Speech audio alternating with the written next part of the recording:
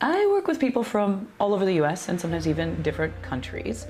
And having moved to Austin from the Twin Cities in Minnesota, I thought it would be interesting to make a video so that I could offer insight for folks that are relocating to the LaT&x from the Midwest in general. I moved to Austin from Minneapolis in 2010 before it was cool or before I really even had a clue what I was doing. And I work with people who are relocating to Austin from different parts of the Midwest all the time.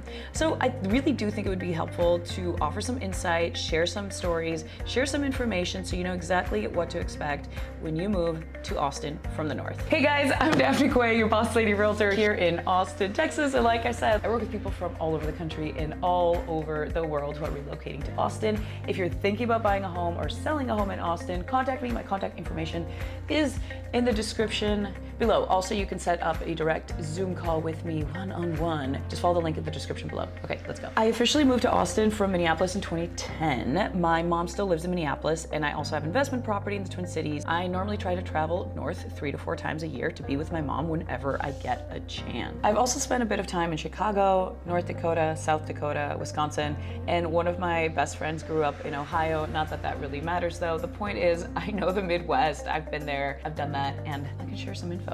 So we're going to talk about some things that are different from the Midwest versus Texas or in Austin. Whilst gathering information to make this video, I talked to some good friends that recently visited me from the middle part of the country, and also to clients that have relocated from the Twin Cities in particular to Austin, just to see what things stood out to them and what they think is different here versus there and vice versa. Also, before I begin, if you've moved to Austin from the middle west of the country, leave a comment. I want to hear what are some things that stood out to you when you first arrived. So let's do it. This list is in no particular order. I'm just gonna throw these things out as they are written. One of the first things that absolutely slapped me in the face when I first moved to Texas is the fact that roads are so big, wide, long, and that the speed limits are so high. Growing up in the Twin Cities, for instance, the speed limit is usually like 50, maybe 55 miles an hour if you're lucky. Here in Texas, it's pretty much 70, unwritten rule that you can go up to 90. And then on the toll roads, the speed limit is like 80, and then people very easily go 95, 100, literally all the time. I think that just has to do with the fact that we have so much landmass, and that our next point is that things are so far apart. A lot of the main cities like Chicago, for instance, are very walkable, and you can get most places, even in a car or like public transportation, in about 15, 20 minutes. In Texas, kind of regardless where you are, sometimes you have to drive 20 minutes to go to the grocery store. Now, there are still places that are a lot closer to things that you don't have to drive 20 minutes. It can be a shorter, like 4 to 5 minute drive. But the point is, you need a car and things are much more spread out. A lot of times I have clients that come from just other parts of the country in general, and they're looking at a map and they're like, oh, this city's right next to this city. It should be pretty quick. But it's like, no, this city is next to this city, but there's like 20 miles between them, and it will take you 30 minutes to get there. So don't be fooled by the map. Things are very far apart, and it takes much longer to get most places than it would, I think, in other states or like bustling Midwest towns. I think one of the main things that the North is known for is the debilitating winters. If you live in the North, you know that it gets cold and that there's also a lot of snow. Sometimes when it snows overnight, you literally can't even leave your house until you shovel your driveway or the walkway or whatever.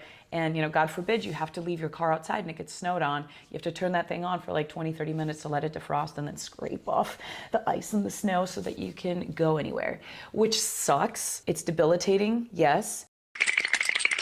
Sometimes our summers, like this summer in particular, are so hot that you literally cannot go outside for more than a couple minutes. I know summer of 2023, for instance, when it was literally 105 to like 109 degrees pretty much every day for the better part of a month. I'll wake up, I'll turn on my car from my app, and I'll turn on the AC, blast it as cold as I can, so it's nice and cool in my garage. I get into my garage, I get into the car, open it from the car, zip out, and then go to the next indoor spot that I need to go. So yes, we don't have awful winters the way that the Midwest does, but our summers can be, I feel like, equally as bad. Granted, they don't last as long. I'd say like our real aggressive summer months usually start end of June through about mid-October or so. Another big difference if you're thinking about purchasing property in, I think, well, just in Texas in general, is the fact that we have such high property taxes. I saw a statistic recently that said Texas has the 5th highest property tax rate in the country. Our tax rate in Austin anyway tends to be around 2.3 to 2.5% of the tax assessed value. So let's say, for instance, you have an $800,000 home and it's tax assessed at $800,000 and your tax rate is 2.3%, you're going to be paying $18,400 a year in your property taxes. Now, let's say you live, somewhere in the Midwest where your property tax rate is like 1.5%, you're going to be paying about $12,000 a year for property taxes. So that's $6,000 less, or I guess about $500 less a month. These are things that definitely add up. So speaking about taxes in Texas, you probably know this if you're actually thinking about moving here, we don't have income tax. So if you're moving to Texas and keeping the same or similar job to what you have now in the Midwest, or maybe you're getting a pay raise, you're actually going to end up walking away with a little bit more money. Yes, property taxes are higher, but you get to keep more of your income, which is good depending on what your situation is. Another point that I have that I think is really funny, and you guys feel free to discuss below, keep it respectful, keep it lighthearted, please, is Tex-Mex is spicy. That's how hot it is, Mike. Look at that. See the tears coming out? I was talking to one of my past clients about this, and she was saying that in the Midwest, people think that onions are spicy. And I was like, yeah, onions and salt, that's the spice of life. But no, in Texas, we have a lot of barbecue, and of course, we have a lot of Tex-Mex, which is delicious. You can always find jalapeno peppers, and sometimes you can find places that will give you ghost peppers, which I've never tried because I am too much of a wuss to do it. Don't come at me for that. It is what it is. I'm owning my truth. But the fact is, we do have really spicy food if you so choose, and you can also order your food without spice if you want to stick to your onions and salt. That's fine too. Along the lines of Tex-Mex and food diversity, I guess, I feel like the bigger cities in the Midwest, like the Twin Cities and definitely Chicago, have so much more art than Austin. Maybe not Texas, but definitely Austin, because that's where I live and that's what I know. Growing up in the Twin Cities, I was in theater, surprise. All my friends were in theater. I had friends that would model. I ended up going to an art school during middle school where you could study theater, film, visual arts, film production. I said that already, kind of, dance, and I want to say something like writing, etc. And there were theaters everywhere. And I know it's the same thing in Chicago. There's theaters and performances. You can go see all sorts of stuff pretty much at any given point. And that doesn't really exist in Austin, unfortunately. Houston does have a pretty good art scene. So does Dallas, sort of. But Houston has the Houston Ballet. They've got a lot of museums, and it just seems to have more like culture than Austin. If you've been to the Twin Cities, or if you live in the Twin Cities, I remember as a kid, we always went to the Walker Art Center, where you can go to the sculpture garden with the cherry on the spoon, and then a bunch of other random sculptures.